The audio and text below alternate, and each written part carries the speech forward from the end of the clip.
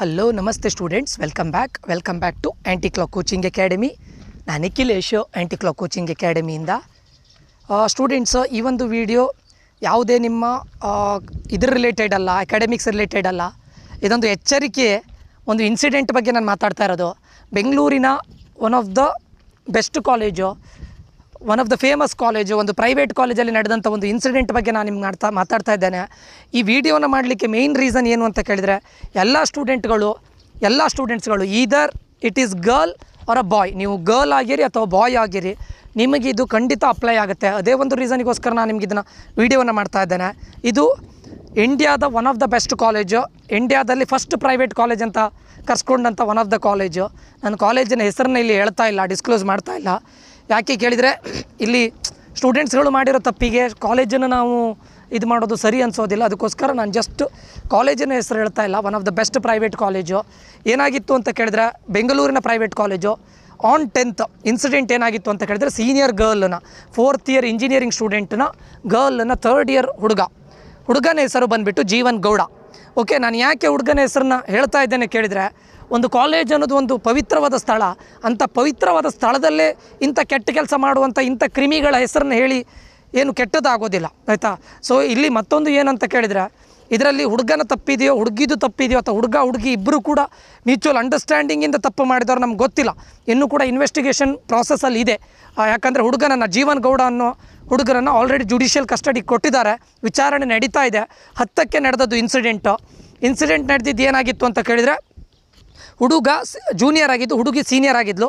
ಅವಳನ್ನು ಕರೆದು architecture ಬ್ಲಾಕಲ್ಲಿ 7th ಬ್ಲಾಕಿಗೆ ಬರಲಿಕ್ಕೆ ಹೇಳ್ತಾನೆ, ಏನೋ ಒಂದು ಮೆಟೀರಿಯಲ್ ಕೊಡಬೇಕು ಅಂತ.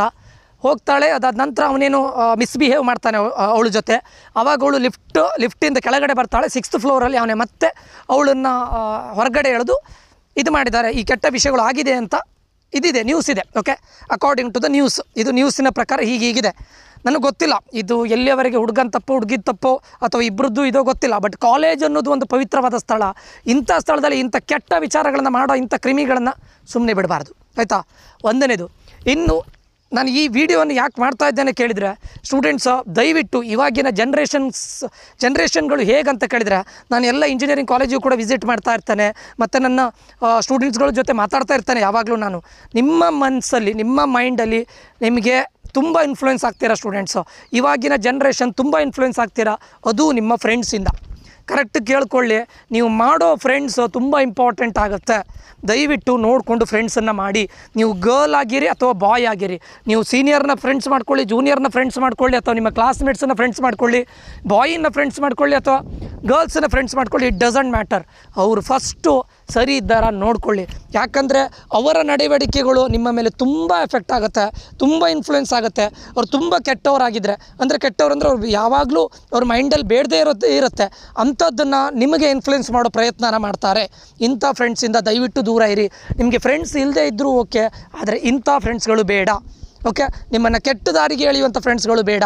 ಯಾಕೆ ಕೇಳಿದರೆ, ನಿಮ್ಮ ಮೇಲೆ ಪೇರೆಂಟ್ಸ್ಗಳು ತುಂಬ ಆಸೆಯನ್ನು ಇಟ್ಕೊಂಡು ತುಂಬ ಕಷ್ಟಪಟ್ಟು ಓದಿಸ್ಲಿಕ್ಕೆ ಬೆಂಗಳೂರಿಗೋ, ಮೈಸೂರಿಗೋ, ತುಮಕೂರಿಗೋ, ಹುಬ್ಬಳ್ಳಿಗೋ, ಮಂಗಳೂರಿಗೋ, ದೊಡ್ಡ ದೊಡ್ಡ ಸಿಟಿಗೆ ಕಳಿಸಿರ್ತಾರೆ, ಬೆಳಗಾವಿಗೋ. ಆದರೆ ನೀವಲ್ಲೋಗಿ ಇಂಥ ಕೆಟ್ಟ ವಿಷಯಗಳನ್ನು ಮಾಡಿಕೊಂಡು ಇದು ಮಾಡೋದು ಒಳ್ಳೆಯದಲ್ಲ. ಯಾಕಂದರೆ ಸೆಕೆಂಡ್ PUC ಅವರಿಗೆ ತುಂಬ ಹಾರ್ಡ್ ವರ್ಕ್ ಮಾಡಿ ಒಳ್ಳೆ ಕಾಲೇಜಿಗೆ ಸೇರಿರ್ತೀರ, ಇಂಥ ಕೆಟ್ಟ ವಿಷಯಗಳನ್ನು ಯಾಕೆ ಮಾಡ್ತೀರಾ ಅಲ್ವಾ. ಸೊ ಅದಕ್ಕೋಸ್ಕರ ನಿಮ್ಮ ಮಿತಿಯನ್ನು ಮೀರಬೇಡಿ. ಈ ಮಿತಿ ಮೀರದೇ ಇರಲಿಕ್ಕೆ ನಿಮ್ಮ ಫ್ರೆಂಡ್ಸ್ಗಳು ತುಂಬ ಮ್ಯಾಟ್ರ್ ಆಗುತ್ತೆ. ನೀವು ಯಾರನ್ನೇ ಮಾಡಿ ನೋಡಿಕೊಂಡು ಫ್ರೆಂಡ್ಸ್ಗಳನ್ನು ಮಾಡಿ. ಇಲ್ಲ ಫ್ರೆಂಡ್ಸ್ ಇಲ್ಲದೇ ಇದ್ದರೂ ಓಕೆ. ಇದು ನಿಮಗೆ 2 ವರ್ಷ ಮಾತ್ರ ಫ್ರೆಂಡ್ಸ್ಗಳು ಬೇಕು, ಫಸ್ಟ್ ಇಯರ್ ಮತ್ತು ಸೆಕೆಂಡ್ ಇಯರ್. 3rd ಇಯರ್ನ ನಂತರ ನಿಮಗೆ ತುಂಬ ಸೀರಿಯಸ್ನೆಸ್ ಬರುತ್ತೆ. ನಾನು ಒಳ್ಳೆ ಕಂಪ್ನಿಯಲ್ಲಿ ಕೆಲಸ ಮಾಡಬೇಕು, ಒಳ್ಳೆ ಜಾಬ್ ತೊಗೊಳ್ಬೇಕು ಅನ್ನೋ ಸೀರಿಯಸ್ನೆಸ್ ಬರುತ್ತೆ. ದಯವಿಟ್ಟು ಈ 2 ಇಯರ್ಸ್ ಸ್ವಲ್ಪ ಇದರಲ್ಲಿರಿ, ನಿಮ್ಮ ಕಂಟ್ರೋಲಲ್ಲಿರಿ. ನೀವು ಮಾಡೋ ಸ್ನೇಹಿತರನ್ನ ನೋಡ್ಕೊಂಡು ಫ್ರೆಂಡ್ಸ್ ಮಾಡಿ. ಈಗ ಇಂಜಿನಿಯರಿಂಗ್ ಆದ ತಕ್ಷಣ ಅಲ್ಲಿಗೆ ಆಗುತ್ತೆ ಸ್ಟೂಡೆಂಟ್ಸು. ಇನ್ನೊಂದಿಷ್ಟು ಫ್ರೆಂಡ್ಸ್ ಗ್ರೂಪ್ ಇನ್ನೂ ಜಾಬಿಗೆ ಸೇರಿದ ನಂತರ ಬೇರೆ ಫ್ರೆಂಡ್ಸ್ ಗ್ರೂಪ್ ಆಗ್ತಾರೆ. ದಯವಿಟ್ಟು ಇದನ್ನು ಅಷ್ಟು ಸೀರಿಯಸ್ ಆಗಿ ತೊಗೊಂಡು ಅವರಿಗೋಸ್ಕರ ನೀವು ಬದಲಾಗಬೇಡಿ. ಮತ್ತೊಂದು, ಫ್ರೆಂಡ್ಸನ್ನು ಜಾಸ್ತಿ ತುಂಬ ಇದಾಗಿ ನಂಬಲಿಕ್ಕೆ ಹೋಗಬೇಡಿ. ನೋಡ್ಕೊಳ್ಳಿ ಅವರ ಬಿಹೇವಿಯರ್ ಹೇಗಿದೆ, ಸರಿ ಇದ್ದಾರಾ ಇಲ್ವಾ, ನಿಮ್ಮ ಹಿಂದೆನೂ ಒಂದೇ ರೀತಿ ಮುಂದೆನೂ ಒಂದೇ ರೀತಿ ಇದ್ದಾರಾ ಇಲ್ವಾ. ನಾನು ತುಂಬ ಸ್ಟೂಡೆಂಟ್ಸ್ಗಳಿಂದ ಇದನ್ನು ಕೇಳಿದ್ದೇನೆ. ನಿಮ್ಮ ಫ್ರೆಂಡ್ಸ್ಗಳೇ ನಿಮ್ಮ ಮೋಸ ಮಾಡೋದು, ನಿಮ್ಮ ಜೊತೆಗಿದ್ದವರೇ ನಿಮ್ಮ ಮೋಸ ಮಾಡ್ತಾರೆ. ಸೊ ದಯವಿಟ್ಟು ನೋಡ್ಕೊಳ್ಳಿ. ಒಂದನೇದು. ಎರಡನೇದು, ನಾನು ಗರ್ಲ್ಸಿಗೂ ಹೇಳ್ತಾ ಇರೋದು, ಇದು ಬಾಯ್ಸಿಗೂ ಹೇಳ್ತಾ ಇರೋದು, ದಯವಿಟ್ಟು ಯಾರಾದರೂ ನಿಮ್ಮನ್ನು ಯಾವುದೋ ಒಂದು ಪ್ಲೇಸಿಗೆ, ಅಲ್ಲಿ ಯಾರೂ ಜನರ ಓಡಾಟನೇ ಇರೋದಿಲ್ಲ, ಅಥವಾ ಒಂದು ಬಿಲ್ಡಿಂಗ್ ಆಗ್ತಾ ಇರುತ್ತೆ ಕಾಲೇಜಲ್ಲಿ, ಅಲ್ಲಿ ಜನರೇ ಬರೋದಿಲ್ಲ, ಅಂಥ ಪ್ಲೇಸಿಗೆ ನಿಮ್ಮನ್ನು ಕರೆದಾಗ ಹೋಗಬೇಡಿ. ಓಕೆ, ಯಾಕಂತ ಕೇಳಿದರೆ ಈಗ ಬಾಯ್ಸ್ಗಳು ಗೊತ್ತಿದೆ ಗಲಾಟೆ ಮಾಡಿಕೊಂಡು ಏನೇನೋ ಅವ್ರ ಮಧ್ಯೆ ಗಲಾಟೆ ಮಾಡಿಕೊಂಡು ಇನ್ಯಾರನ್ನೋ ಹೊರಗಿಂದ ಕರೆಸಿ ಏನೇನೋ ಆಗಿದ್ದಂಥ ಇನ್ಸಿಡೆಂಟ್ಗಳು ತುಂಬ ಇದೆ. ಗರ್ಲ್ಸಲ್ಲಿ ನೋಡಿ ಈ ರೀತಿ ಆಗುತ್ತೆ. ನೀವು ಅಂಥ ಟೈಮಲ್ಲಿ ನಿಮಗೆ ಮಾತಾಡಲಿಕ್ಕೂ ಇಲ್ಲ, ಬಿಡಲಿಕ್ಕೂ ಇಲ್ಲ, ಏನು ಮಾಡ್ತೀರಾ? ಸೊ ದಯವಿಟ್ಟು ಅದಕ್ಕೆ ನಾನು ಹೇಳ್ತಾ ಇದ್ದೇನೆ, ನಿಮ್ಗೆ ಯಾರೇ ಕರೆದ್ರೂ ಕೂಡ ಇಂಥ ಅಂದರೆ ಅದು ಕಂಪ್ಲೀಟ್ಲಿ ಯಾರೂ ಬರದೇ ಇರುವಂಥ ಪ್ಲೇಸಿಗೆ ನಿಮ್ಮನ್ನು ಕರೆದಿರ್ತಾರೆ. ನೀವು ನನ್ನ ಫ್ರೆಂಡ್ ಕರೆದಿದ್ದಾರಂತ ಹೋಗ್ತೀರಾ, ಬಟ್ ಅಲ್ಲಿ ಹಿಂದುಗಡೆ ನಿಮ್ಮ ಬಗ್ಗೆನೇ ಕೆಟ್ಟದಾಗಿ ಏನೇನು ಪ್ಲ್ಯಾನ್ಗಳು ನಡೆದಿರುತ್ತೆ, ಅದನ್ನು ಮಾಡಬೇಡಿ. ಇದೆಲ್ಲ ಗರ್ಲ್ಸಿಗೆ ಮತ್ತು ಬಾಯ್ಸಿಗೆ ಹೇಳ್ತಾ ಇರೋದು. 2 ವರ್ಷ ನಿಮ್ಮ ಕಂಟ್ರೋಲಲ್ಲಿ ತುಂಬ ಇದರಿಂದ ಓದಿ, ಹಾನೆಸ್ಟಾಗಿ ಓದ್ಕೊಳ್ಳಿ, ಎಂಜಾಯ್ ಮಾಡಬೇಡಿ ಅಂತ ಹೇಳ್ತಾ ಇಲ್ಲ. ಒಳ್ಳೆ ರೀತಿಯಲ್ಲಿ ಎಂಜಾಯ್ ಮಾಡಿ, ಫೆಸ್ಟ್ಗಳಲ್ಲಿ ಹೋಗಿ ಅಥವಾ ಫ್ರೆಂಡ್ಸ್ಗಳ ಜೊತೆ ತಿನ್ಲಿಕ್ಕೆ ಹೋಗಿ ಹೊರಗಡೆ, ಅಥವಾ ಏನು ಹೇಳ್ತಾರೆ ಕೂತ್ಕೊಂಡು ಮಾತಾಡಿ ಹರಟೆ ಹೊಡೀನಿ, ಅದೆಲ್ಲ ಏನು ಪ್ರಾಬ್ಲಮ್ ಇಲ್ಲ. ಬಟ್ ನಿಮ್ಮ ಏನು ಹೇಳ್ತಾರೆ ಏನು ನಿಮ್ಮ ಜವಾಬ್ದಾರಿ ಇದೆ ಅದನ್ನು ಮರಿಬೇಡಿ. ಒಂದನೇದು, ಯಾಕಂದರೆ ಈಗಿನ ಜನ್ರೇಷನ್ ನಾವು ಏನಾದರೂ ಹೇಳಲಿಕ್ಕೆ ಹೋದರೆ ಅದನ್ನು ಒಪ್ಪಲಿಕ್ಕೂ ರೆಡಿ ಇರೋದಿಲ್ಲ, ಅವರದ್ದೇ ಆದಂಥ ಮೊಂಡು ವಾದಗಳನ್ನು ಮಾಡ್ತೀರಾ. ಸೊ ಇಂಥ ಇನ್ಸಿಡೆಂಟ್ಗಳಾದಾಗ ನಿಮಗೆ ಮಾತ್ರ ಇದು ತೊಂದರೆ ಅಲ್ಲ, ನಿಮ್ಮ ಮನೆಯವರಿಗೂ ತೊಂದರೆ ಅಲ್ವಾ. ಈಗ ಫೈನಲ್ ಇಯರ್ ಇಂಜಿನಿಯರಿಂಗ್ ಸ್ಟೂಡೆಂಟ್ ಅವಳದ್ದು ಇಂಜಿನಿಯರಿಂಗ್ ಮುಗಿದು ನೆಕ್ಸ್ಟ್ ಜಾಬಿಗೆ ಹೋಗ್ತಾಯಿದ್ಲು. ಇದೆಲ್ಲ ಬೇಕಿದ್ದಿತ್ತಾ? Is it necessary? ಅದು ಅವನು ಜೂನಿಯರ್ ಅಂತೆ, ಯಾಕೆ ಇದೆಲ್ಲ ಬೇಕು? ಸೊ ಇಂಥ ಘಟನೆಗಳು ನಡೀತಾ ಇದೆ. ಸೊ ಅದಕ್ಕೋಸ್ಕರ ಹೇಳ್ತಾ ಇರೋದು, ನಿಮ್ಮ ಇದರಲ್ಲಿರಿ, ಇದನ್ನು ನೋಡ್ತಾ ಇರುವಂಥ ಪೇರೆಂಟ್ಸ್ಗಳಾಗಿರ್ಬೋದು.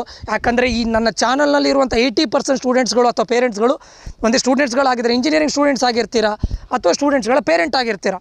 ದಯವಿಟ್ಟು ನಿಮ್ಮ ಮಕ್ಕಳಿಗೆ ಹೇಳಿ, ಮಾಡುವಂಥ ಫ್ರೆಂಡ್ಶಿಪ್ಪನ್ನು ಒಳ್ಳೆ ರೀತಿಯಲ್ಲಿ ಮಾಡಿ. ಒಳ್ಳೆಯವರಿದ್ದರೆ ಮಾತ್ರ ಮಾಡ್ಕೊಳ್ಳಿ, ಇಲ್ವಾ ಬೇಡ, ಫ್ರೆಂಡ್ಶಿಪ್ನ ಅಗತ್ಯನೇ ಇಲ್ಲ, ಸರಿನಾ? ಓಕೆ, ಈ ಇನ್ಸಿಡೆಂಟ್ ಬಗ್ಗೆ ನನಗೂ ತುಂಬ ಅಸಮಾಧಾನ ಇದೆ. ಯಾಕಂದರೆ ತುಂಬ ಒಳ್ಳೆ ಕಾಲೇಜಿನ ಹೆಸರು ಹೋಗುತ್ತೆ. ಇಂಥ ಕಚಡ ಸ್ಟೂಡೆಂಟ್ಸ್ಗಳಿಂದ, ಜೀವನ್ ಗೌಡ ಅಂತೇಳೋ ಒಬ್ಬ ಸ್ಟೂಡೆಂಟಿಂದ ಕಾಲೇಜಿನ ಹೆಸರು ಹಾಳಾಗುತ್ತೆ. ಗೊತ್ತಿಲ್ಲ, ಇನ್ವೆಸ್ಟಿಗೇಷನ್ ಆಗ್ತಾಯಿದೆ, ಇದು ಹುಡುಗನ ತಪ್ಪೋ ಹುಡುಗಿನ ತಪ್ಪೋ, ಬಟ್ ಅಂಥ ಕಾಲೇಜನ್ನು ಪವಿತ್ರ ಸ್ಥಳದಲ್ಲಿ ಇಂಥ ಕೆಲಸ ಮಾಡೋದು ಸರಿಯಲ್ಲ, ಇದು ತಪ್ಪಾಗಿದೆ. ನೋಡೋಣ, ಇನ್ವೆಸ್ಟಿಗೇಷನ್ ಆಗ್ತಾಯಿದೆ, ಮುಂದೆ ಏನಾಗುತ್ತೆ ಅಂತ ಕಾದು ನೋಡಬೇಕು ಅಷ್ಟೇ, ನೋಡ್ತಾ ಇರೋಣ. ಓಕೆ, ಸೊ ಈ ವಿಡಿಯೋ ಯಾಕೆ ಮಾಡಿದ್ದೀನಿ ಅಂತ ನಿಮಗೆ ಅಂಡರ್ಸ್ಟ್ಯಾಂಡ್ ಆಗಿದೆ ಅಂತ ಅಂದ್ಕೊಳ್ತೇನೆ. ದಯವಿಟ್ಟು ಫ್ರೆಂಡ್ಸ್ಗಳನ್ನು ಮಾಡುವಾಗ ನೋಡ್ಕೊಂಡು ಫ್ರೆಂಡ್ಸ್ ಮಾಡಿ. ನನಗೆ ಫ್ರೆಂಡ್ಸ್ ಇಲ್ಲ, ನನಗೆ ಬೋರ್ ಆಗುತ್ತೆ, ಅವರೆಲ್ಲ ಫ್ರೆಂಡ್ಸ್ಗಳ ಜೊತೆ ತಿರುಗ್ತಾರೆ, ನಾನು ಒಬ್ಬಳೇ ಹೋಗಬೇಕು, ಹೋಗಿ. ಇಂಥ ಕೆಟ್ಟ ಫ್ರೆಂಡ್ಸ್ಗಳನ್ನು ಮಾಡೋದಕ್ಕಿಂತ ನೀವು ಒಬ್ಬರೇ ಇದ್ದುಬಿಡಿ, ಆಯಿತಾ? ನಿಮ್ಮ ಓದಿನ ಕಡೆ ಗಮನ ಕೊಡಿ, ಇಲ್ಲ ಯಾವುದೋ ಒಂದು ಒಳ್ಳೆ ಫ್ರೆಂಡ್ಸನ್ನು ಮಾಡ್ಕೊಳ್ಳಿ.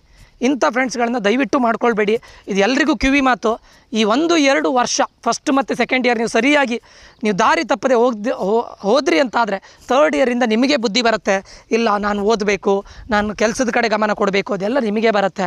ಸೊ ದಯವಿಟ್ಟು ಅರ್ಥ ಮಾಡ್ಕೊಳ್ಳಿ ಅಂತ ಹೇಳ್ತಾ ಈ ವಿಡಿಯೋವನ್ನು ನಾನು ನಿಮಗೆ ಕನ್ವೆ ಮಾಡಬೇಕಿತ್ತು, ಅದಕ್ಕೋಸ್ಕರ ಬಂದಿದ್ದೀನಿ ಅಷ್ಟೇ.